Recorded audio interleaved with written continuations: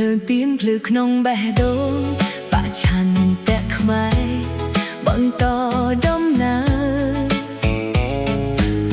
ររក្សាឧដុង្គកេះទីដូចដើមជាអ្នកដងកល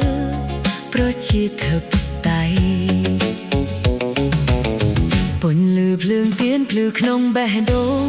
បច្ឆន្ទៈខ្មែរបន្តបេសកកម្មរក្សាជំហរប្រជាធិបតេយ្យដើម្បីសិទ្ធិសេរីជូនពលរដ្ឋ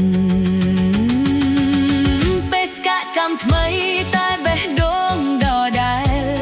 ឆន្ទៈខ្មែរដំកល់ផលប្រយោជន៍ជាតិបងប្អូនខ្មែរអើយយើងរួបរួមគ្នាកុំឃ្លាតឆន្ទៈយើងមុតមាំមិនរិញរារួមចិត្តរួមគ្នាកសាងជាតិពិត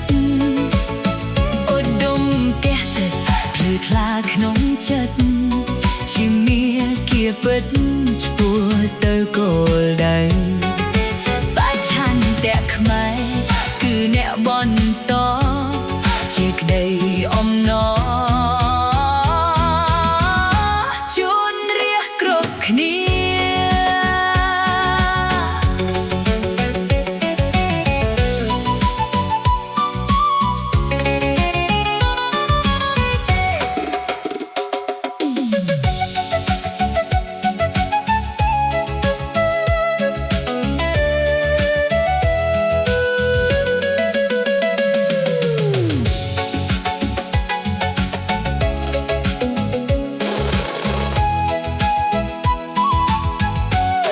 ទោះខ្យល់ប